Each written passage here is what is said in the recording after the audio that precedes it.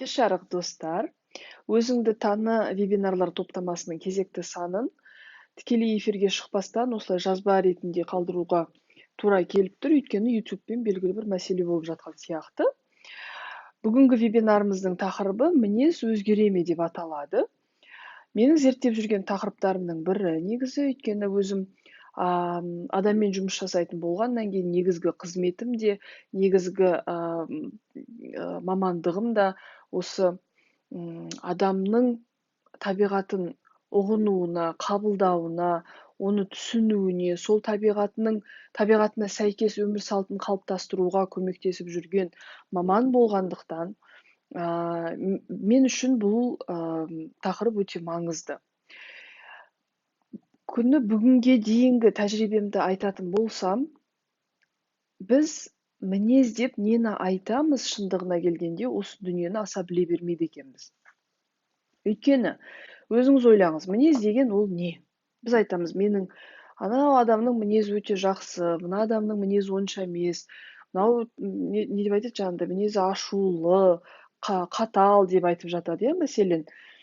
Біз оны қабылдаймыз, ал енді жекелеп бір адамды алып қарастыратын болсақ, онда біз мінез деп шын мәнісінде не туралы айтып жатырмыз? Әрине, әр адам бірегей. Әрине, мінез деп отырғанымыз ол психологиялық, жаңағыдай әртүрлі ойлау бірегейлігі, оның жаңағы жұлдыз жорамалы болсын, соның барлығының жиынтығы мінез деп аталуы түсінікті, ол анық. Дегенмен де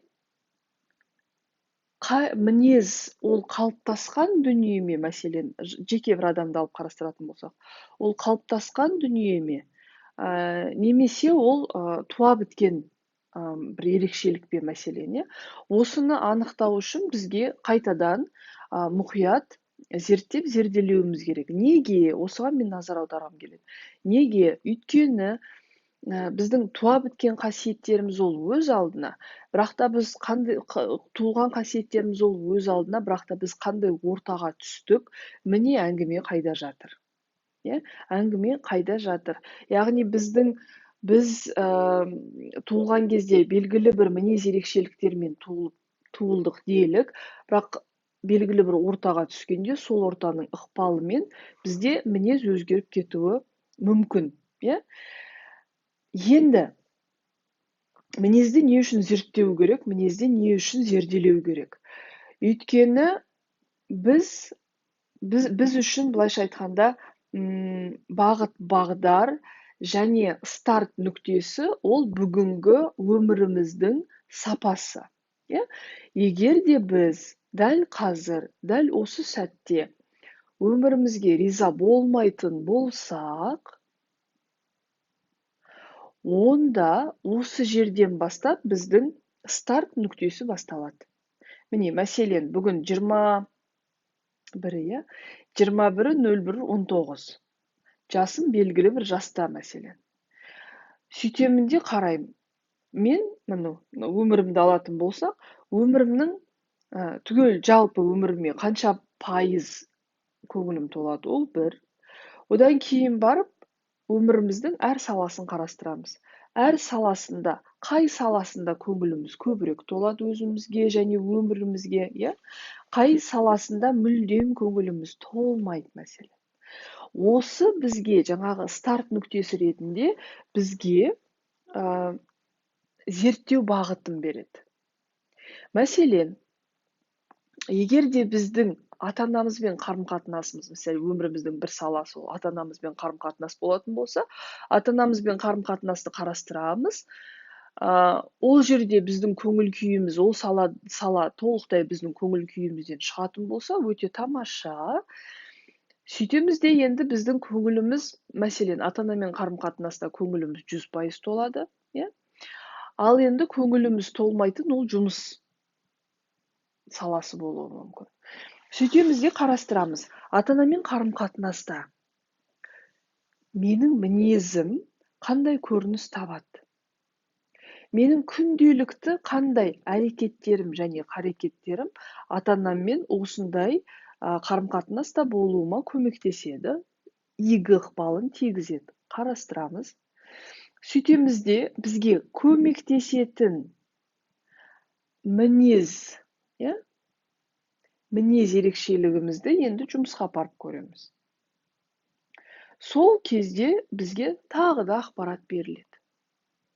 Неге? Өйткені осы жерде біз не туралы тағы да енді ақпарат деп айтайын деп отырмын. Не туралы бізге не айқындалады? Осы дұрыс сөз. Не айқындалады? Егер де біздің ата-анамызбен қарым-қатынасымыз өте тамаша болып, осында қолданылатын мінез ерекшеліктеріміз, мінезіміз әдетте әрекет ретінде көрініс табады, сонымыз мына жерде бізге көмектеспейтін болса, екі себеп бар. Біріншісі, біздің мінезіміз, былайша айтқанда, үйге окей, өйткені ата-анамыз бізді барымызша қабылдайды, өйткені ата-анамыздың баласы болғаннан кейін. Сөйтеді де біздің, былайша айтқанда, жақсымызды да, онша емесімізді де көтере береді, мәселен. Ал енді жұмыс болғаннан кейін ол жерде ешкім сенің еркелігіңді көтеруі керек емес, көтермейді де, көтеруге тиісті де емес, мәселен. Сол кезде біз нені көруіміз мүмкін? Мысалға, елмен тіл табыса алмайтын шығармыз. Жаңағы тапсырмаларды орындауда ақсап жататын шығармыз, мәселен, енді әртүрлі жағдай болады ғой. Осы кезде біз не істей аламыз? Біз зерттей аламыз. Неге мен жұмысымда өзім қалаған деңгейде емеспін? Немесе, неге мен өзім қалаған жұмыста емеспін? Және осыған менің қандай күнделікті әрекетім кедергі келтіруде? Әрекетке қараймыз, өйткені әрекет ол, былайша айтқанда, анық айқын көрініп тұрған дүние. Осы әрекеттің артында белгілі бір көзқарас жатыр. Ол көзқарас неден туындады? Ол белгілі бір ойдан туындады. Ол ой неден туындады? Ол белгілі бір тәжірибеге сүйеніп отырып туындады, Сөйтеміз де біздің нәтижеміз, бүгінгі нәтижеміз біздің мінезімізден хабар береді.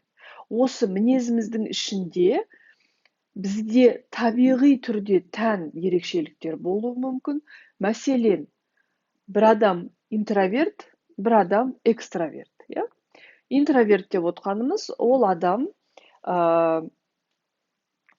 үшін өзге адамдармен сөйлесу, қарым-қатынас жасау, ол оның қуатын жұмсайтын нәрсе.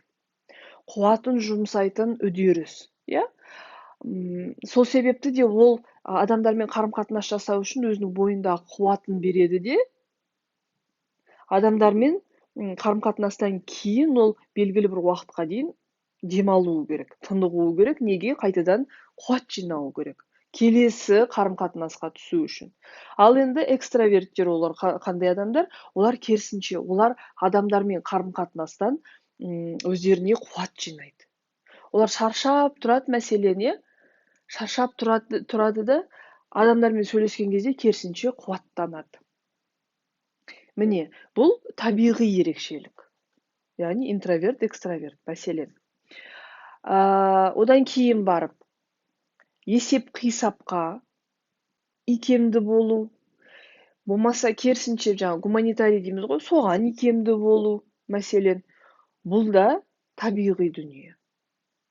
Ал қалған нәрселерді жалпы оны әдет деп айтуға болады. Неге әдет? Өйткені біз сол дүниені саналы түрде, көбінесе бейсаналы түрде күнделікті қайталап отырдық. Күнделікті қайталанған дүние ми үшін ол автоматқа айналады. Автомат деп отқанымыз, біздің санамыз іске қосылмай-ақ, ол өзі жұмыс жасай береді.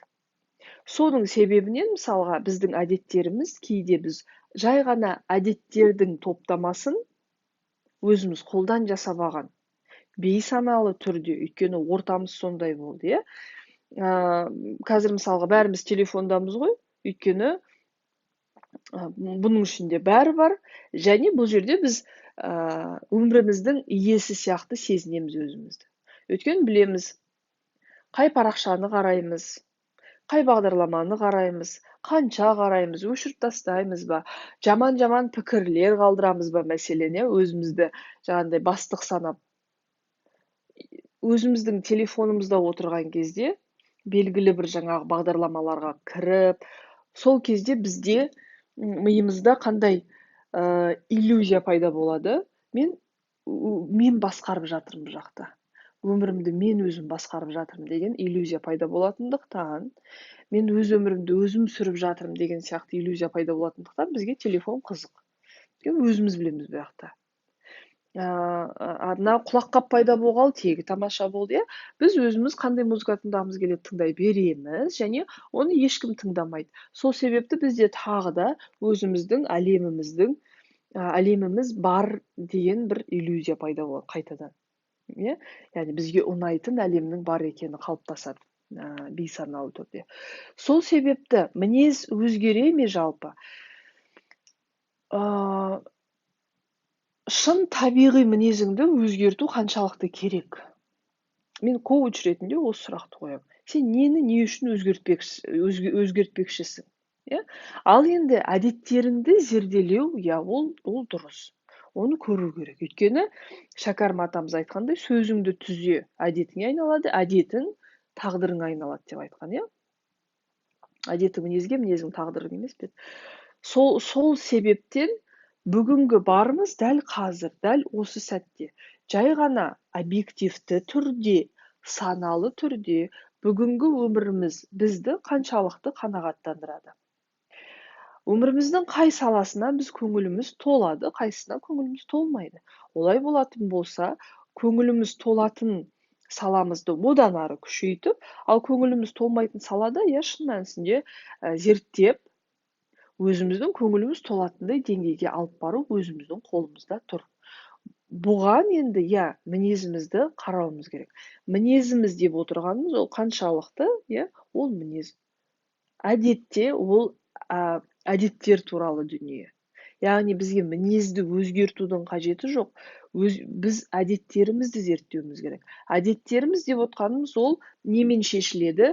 Бірінші зерттеумен шешіледі. Мәселен, егер де мен ренжігіш, өкпелегіш болатын болсам, оның астарында не жатыр?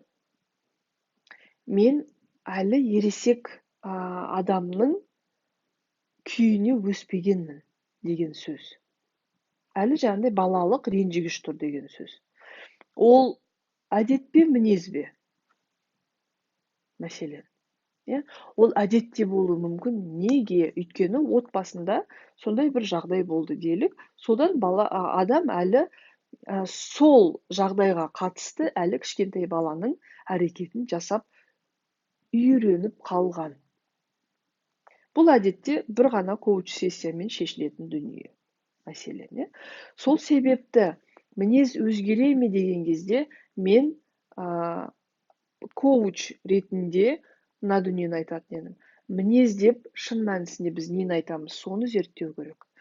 Екіншіден, біз мінез деп айтатын дүниеміз, оның 9 жағдайында ол жай ғана әдеттердің жиынтығы. Бізді шектейтін әдеттердің жиынтығы, ойлау да белгілі бір тәртіппен ойлау да ол әдет. Мысалға, ойлауда мінездің ерекшелігі не болуы мүмкін? Біреу стратегиялық түрде ойлайды, біреу жақын мерзімде ғана ойлайды. Ол мінез ерекшелігі болуы мүмкін, ол рас, яғни табиғи ерекшелік. Біреу санмен, қадамдармен ойлайды, біреу жалпы сезіммен, былайша айтқанда, суреттермен ойлайды.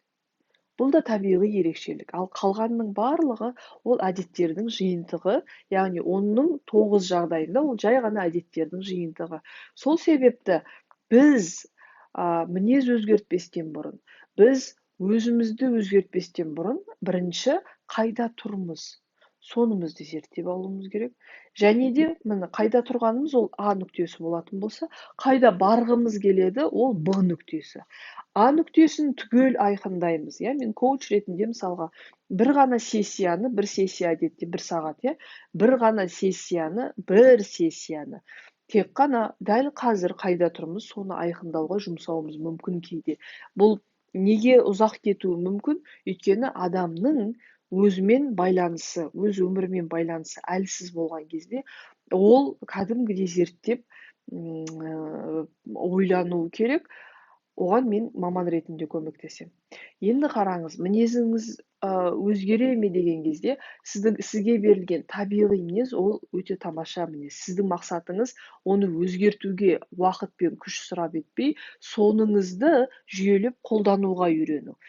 Енді осы мінезіңізді қолдануды жеңілдететін әдеттерді қалыптастыруда ол өзіңіздің қолыңызда. Сол себепті табиғи мінез өзгермейді, және оны өзгертудің қажеті жоқ, оны қолданып үйрену керек. Ал әдет ол қалыптастырылған дүние болғандықтан сіз оны қайта қалыптастыра аласыз. Бірақ қайта қалыптастыру үшін сіз нақты, анық, айқын білуіңіз керек. Қай әдетіңіз сізді шектеп тұр? Кей адамдарда жаңағы айтам сасық көкірек деген сөз бар ғой.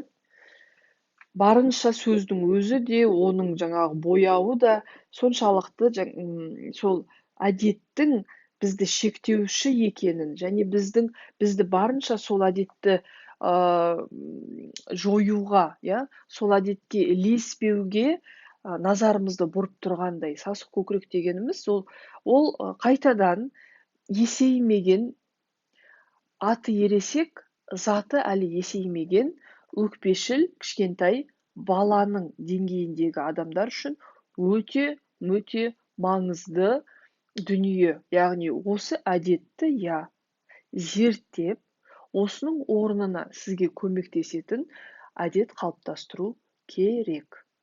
Сондықтан табиғи мінезді өзгертуге уақыт сұрап етпейміз, күш сұрап етпейміз, ақша сұрап етпейміз, оны қолдануды үйренеміз. Ал әдеттерді қалыптастыруды тағы да үйренеміз. Ол үшін, қайталап айтам, айқындық керек. Не әдет, не үшін, және қашан, қалай қалыптасу керек, оны зерттеп, зерделеу керек. Сол себепті шын табиғатыңызды таныған сайын сіздің күшіңіз де, ақшаңыз да, қуатыңыз да, уақытыңыз да ысырап болуы басында азаяды, одан кейін мүлдем жойылады. Неге? Өйткені сіз өз табиғатыңызды білгеннен кейін сізге керек емес дүниелермен өміріңізді толтырмайсыз.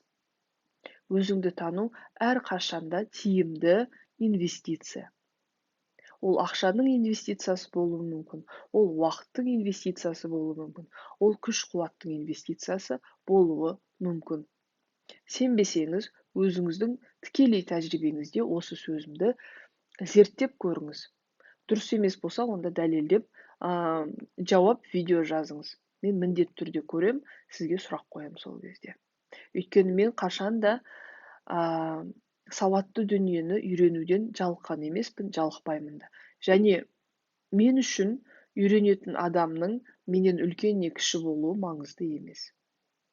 Өйткені атам қазақ айтып кеткен: асыл тастан шығады, ақыл жастан шығады деп. Сасық көкірегімнің үнін үнемі тыңдай беремін деп айтпаймын. Әдеттегідей түніміз тыныш болсын,